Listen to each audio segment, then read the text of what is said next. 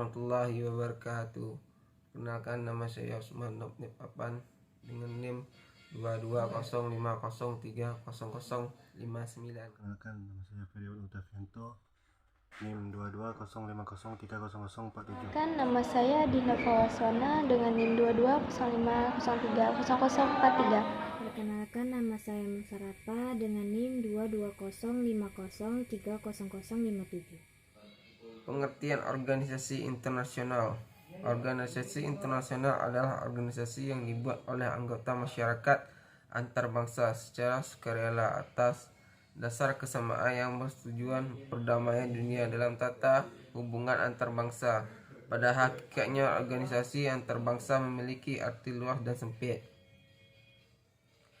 Secara sederhana, pengertian organisasi internasional mencakup unsur-unsur sebagai berikut, yaitu: 1.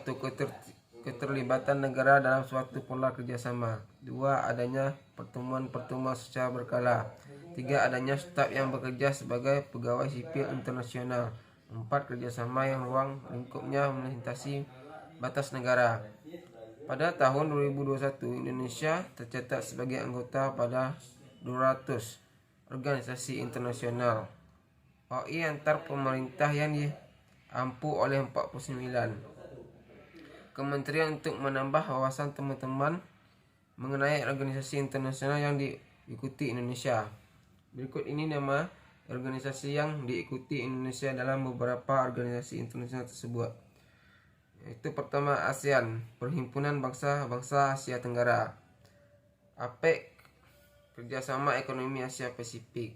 WTO, Organisasi Perdagangan Dunia. IMF, Dana Moneter Internasional. Bank Dunia, Grup Bank Dunia. ADB, Bank Pembangunan Asia. OECD, Organisasi untuk Kerjasama Ekonomi dan Pembangunan. ITC, Pusat Perdagangan Internasional. FAO, Organisasi Pangan dan Pertanian. ISO, Organisasi Internasional untuk Standarisasi. OPEC, Organisasi Negara Pengekspor Minyak. UNDP, Program Pembangunan PBB. UNEP, Program Lingkungan Perserikatan Bangsa-Bangsa.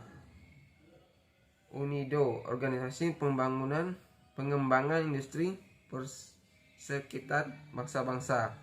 UNCTAD, Konferensi PBB tentang Perdagangan dan Pembangunan. WIPO, Organisasi Kekayaan Intelektual Dunia. ILO, Organisasi Perburuan Internasional. Apa sih organisasi G20 itu? G20 adalah Group of 20 adalah forum internasional yang dibentuk pada 26 September 1999. Forum ini sebagai wadah untuk mendiskusikan kebijakan terkait stabilitas ekonomi global. G20 memiliki 20 anggota negara, yaitu Argentina, Australia, Brazil, Kanada, Cina, Prancis, Jerman, India, Indonesia, Italia, Jepang, Meksiko, Rusia, Arab Saudi, Afrika Selatan, Korea Selatan, Turki, Inggris, Amerika Serikat, dan Uni Eropa. Indonesia sendiri telah menjadi anggota G20 pada tahun 1999.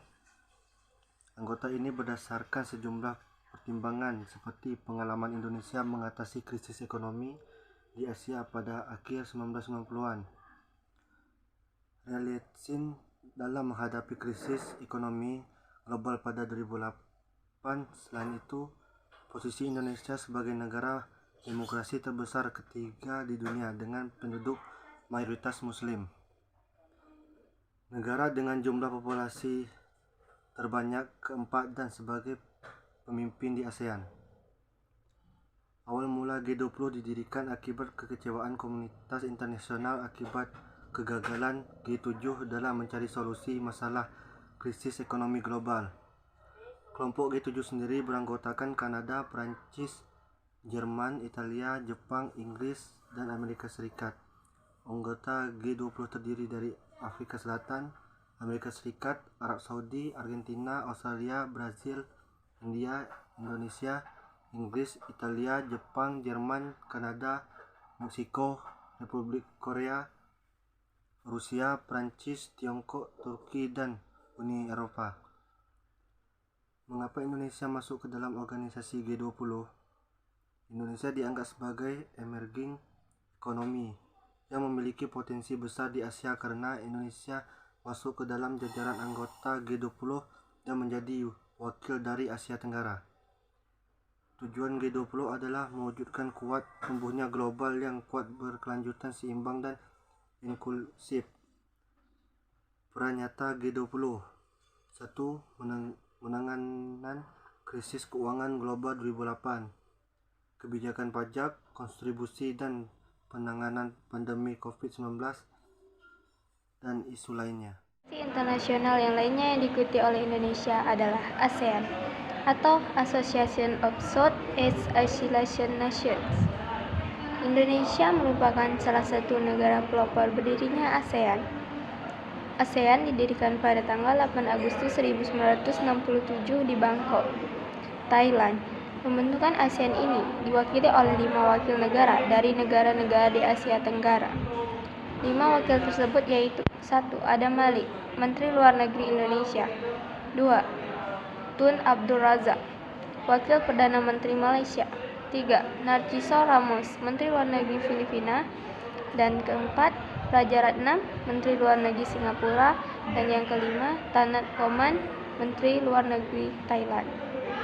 Kelima negara tersebut kemudian mendatangani deklarasi ASEAN dan lebih dikenal dengan deklarasi Bangkok.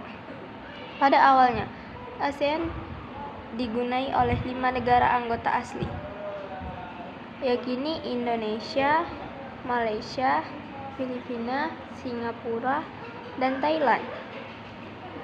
Dan Brunei Darussalam sendiri baru resmi bergabung pada 8 Januari 1984. Vietnam pada 28 Juli 1995 dan Laos, Myanmar pada 23 Juni 1997. Kamboja 30 April 1999. ASEAN sendiri merupakan organisasi yang membatas politik dan juga ekonomi antar negara anggotanya. ASEAN didirikan ketika Menteri Luar Negeri Indonesia, Malaysia, Singapura, Thailand, dan Filipina menyelesaikan negosiasi deklarasi ASEAN 1967 yang juga dikenal sebagai Deklarasi Bangkok. Pelaksanaan konferensi tingkat tinggi ASEAN pertama diselenggarakan di Bali pada tanggal 24 Februari 1967. Dalam KTT tersebut dihasilkan 2 dokumen penting, yaitu 1. Deklarasi ASEAN Bali Concord 1 yang berisi tentang program yang merupakan kerjasama ASEAN. Yang kedua, perjanjian persahabatan kerjasama di berbagai bidang. Itulah peran Indonesia dalam menciptakan perdamaian dunia melalui peran aktifnya dalam Perserikatan Bangsa-Bangsa ASEAN. Saya akan menjelaskan latar belakang dibentuknya ASEAN. Adanya konflik yang terjadi di beberapa negara Asia Tenggara saat itu menjadi alasannya dibentuk ASEAN. Selain karena adanya konflik dan perselisihan, ada beberapa latar belakang atau faktor pendorong kerjasama antar negara ASEAN, yaitu 1. Persamaan geografis. Negara-negara di wilayah ASEAN berada di kawasan Asia Tenggara yang terletak di antara benua Australia dan daratan benua Asia, serta di antara Samudra Hindia dan Pasifik. 2. Persamaan budaya. Penduduk Asia Tenggara merupakan keturunan dari ras Malayan Mongoloid. Ras ini dalam perkembangannya banyak menerima pengaruh budaya berupa warna kulit, makanan, hingga adat istiadat dari wilayah India, Arab atau Gujarat, dan Cina. 3. Persamaan kepentingan. Semua negara di Asia Tenggara memiliki tujuan dan visi yang sama, yaitu kesejahteraan, kedamaian, keamanan, dan ketertiban, baik itu dalam lingkup nasional maupun regional. 4. Persamaan nasib. Hampir seluruh negara Asia Tenggara dijajah oleh negara lain, seperti Indonesia oleh Belanda, Malaysia dan Singapura oleh Inggris, hingga Filipina oleh Spanyol dan Amerika. Hanya negara Thailand yang bebas dari penjajahan. Lalu tujuan ASEAN. ASEAN dibentuk untuk beberapa maksud dan tujuan. 1. Mempercepat pertumbuhan ekonomi, kemajuan sosial, serta pengembangan kebudayaan di kawasan ini melalui usaha bersama dalam semangat kesamaan dan persahabatan untuk memperkokoh landasan sebuah masyarakat bangsa-bangsa Asia Tenggara yang sejahtera dan damai. 2. Meningkatkan perdamaian dan stabilitas regional dengan jalan menghormati keadilan dan ketertiban hukum dalam hubungan antara negara di kawasan ini serta mematuhi prinsip-prinsip piagam Perserikatan Bangsa-Bangsa. 3. Meningkatkan kerjasama yang aktif dan saling membantu dalam masalah-masalah yang menjadi kepentingan bersama di bidang ekonomi, sosial, teknik, ilmu pengetahuan, dan administrasi. 4. Saling memberikan bantuan dalam bentuk saran-saran, pelatihan, dan penelitian dalam bidang pendidikan, profesi, teknik, dan administrasi. 5. Bekerja sama secara lebih efektif guna meningkatkan pemanfaatan pertanian dan industri mereka, memperluas perdagangan dan pengkajian masalah-masalah komoditi internasional, memperbaiki sarana-sarana pengangkutan dan komunikasi, serta meningkatkan taraf hidup rakyat mereka. 6. Memajukan pengkajian mengenai Asia Tenggara.